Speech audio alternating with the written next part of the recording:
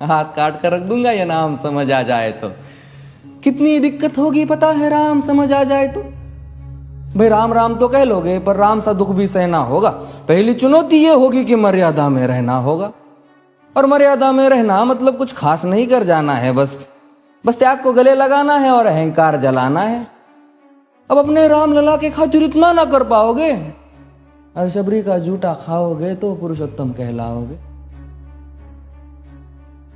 काम क्रोध के भीतर रहकर तुमको शीतल बनना होगा। बुद्ध भी जिसकी इच्छाओं में बैठे वैसा पीपल बनना होगा ये सब कुछ, और वो भी शून्य में रहकर प्यारे।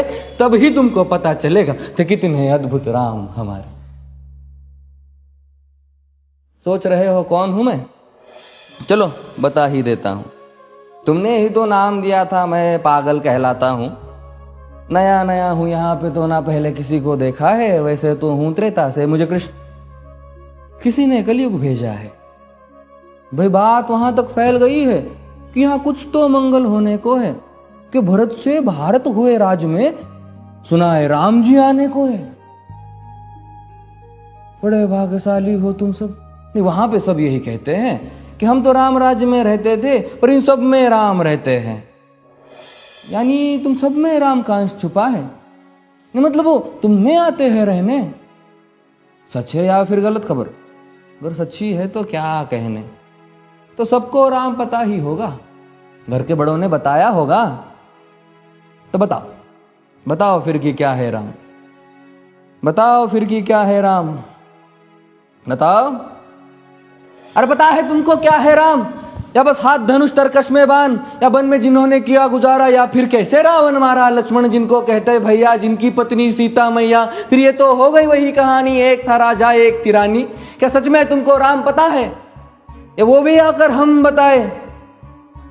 बड़े दिनों से हूं यहां पर, सब कुछ देख रहा हूं कब से। प्रभु से मिलने आया था मैं, उन्हें छोड़कर मिला हूं सबसे। एक बात कहूं अगर बुरा ना मानो, नहीं तुम तुरंत ही क्रोधित हो जाते हो। पूरी बात तो सुनते भी नहीं, सीधे घर पर आ जाते हो।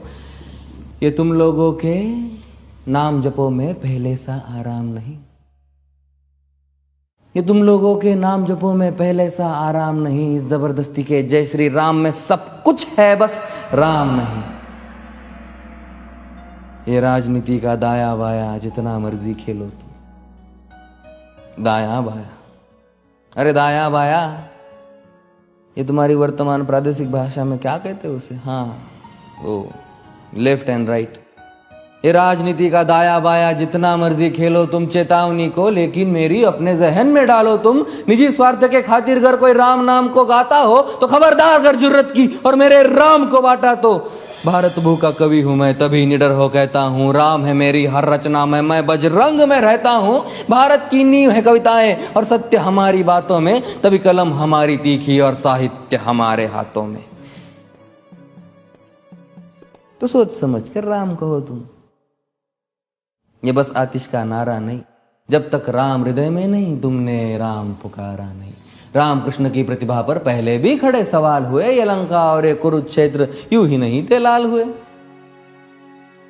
अरे प्रसन्न हंसना भी है और पल पल रोना भी है राम। सब कुछ पाना भी है और सब पाकर खोना भी है राम। ब्रह्मा जी के कुल से होकर जो जंगल में सोए हो, जो अपनी जीत का हर्ष छोड़ रावण की मौत पे रोए हो। शिव जी जिनकी सेवा खातिर मारुत रूप में आ जाए, शेष नाग खुद लक्ष्मण बनकर जिनके रक्षक हो जाए। और तुम लोभ क्रोध अहंकार छल कपट सीने से लगाकर सो जाओगे तो कैसे भक्त बनोगे उनके, कैसे राम समझ पाओगे?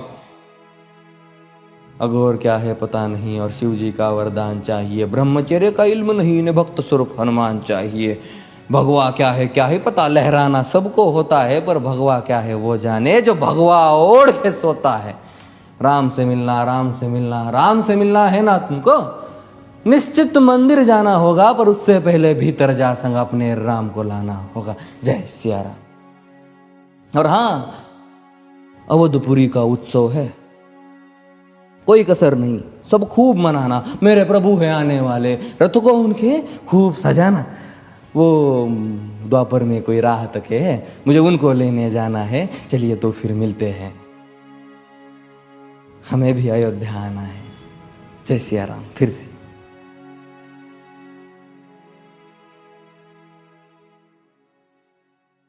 राम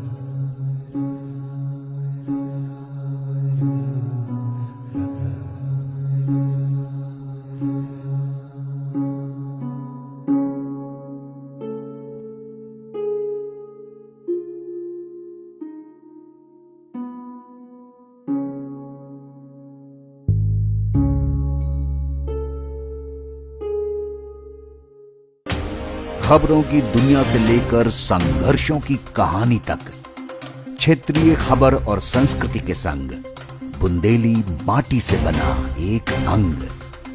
बुंदेलखंड 24/7, स्वतंत्र बुंदेलखंड, सफल बुंदेलखंड।